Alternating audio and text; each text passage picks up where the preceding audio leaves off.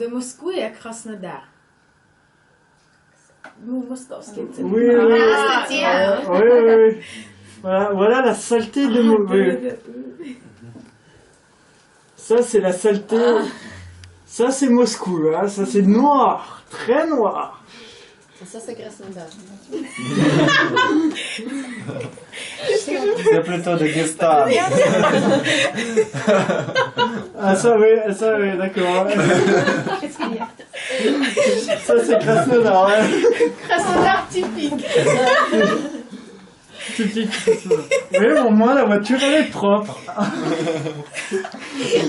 Parce que là c'est Moscou standard, mais c'est ça. Non, on l'a dit, 0, 1. Est-ce que le métro en France est assez bruyant comme le métro à Moscou? Ça dépend de la ville. À Lyon, ça va. Paris, c'est à peu près normal, mais c'est quand même assez bruyant à Paris. Ouais, parce que c'est une grande ville aussi. Et le métro est un petit peu vieux aussi, donc oui, il y a du bruit. Mais Lyon, c'est un métro qui a été rénové. Et oui, non, il n'y a pas beaucoup de bruit, par exemple, à Lyon. Mais oui, à Moscou, il y a... Est-ce que tu penses que le métro à Moscou est très joli par rapport au métro à Paris? Ah oui, alors, le métro... Est-ce qu'il y a des métros comme à Moscou en France, dans quelques villes? Parce que chez nous, chaque station est différente avec des statues. Non, c'est très...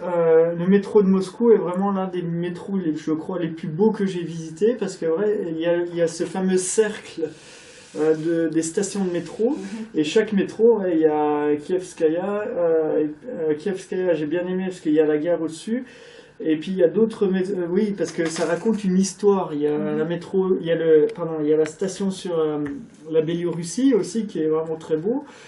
Tout est très beau d'ailleurs. Et puis oui, ce cercle là avec toutes ces stations de métro, c'est vraiment typique moscovite. C'est un métro qui tourne en rond. C'est vraiment moscovite. Et c'est vrai que chaque station de métro raconte une histoire. C'est-à-dire on voit un peu les épisodes de l'histoire un peu ex-soviétique, on peut dire. Par exemple, sur la mentalité de la station sur la Biélorussie, on voit avec les Vyshvanka, on voit des hommes, des paysans, etc. C'est vraiment très typique de cette... ouais, c'est très typique sur l'histoire de la Russie. Ça raconte vraiment l'histoire. Alors bien sûr, le problème, il faut lever la tête parce que sur certaines stations, mais ouais, il y a non, mais en France, le métro à Paris, c'est un métro traditionnel, hein, comme un peu partout dans le monde. Mais c'est vrai que le métro de Moscou, c'est une œuvre d'art. C'est vraiment très très très original, vraiment impressionnant. Bien sûr, c'est vrai, à part le métro et la place rouge et puis quelques cathédrales, après c'est très ennuyant, hein, Moscou. Je préfère Saint-Pétersbourg. Saint-Pétersbourg, ça c'est très bien. Mais c'est vrai, oui. Et puis c'est pareil avec l'accent. L'accent moscovite, oui, ils ont un accent. Ouais. Ah ouais, ça j'ai remarqué. À Krasnodar aussi, vous avez un accent qui se rapproche. Je dirais plus que là, oui, ça ressemble. Ouais, vous faites un peu comme les Ukrainiens, un peu avec le gueule. J'ai déjà entendu ça ici à Krasnodar. Et puis, chaud, j'ai aussi entendu ça. Aussi. Voilà.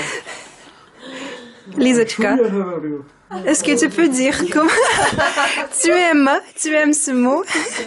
T'es chaud. Ah, c'est chaud. C'est chaud. Ah, ça c'est excellent. Non mais ça vient aussi de votre histoire. Donc voilà.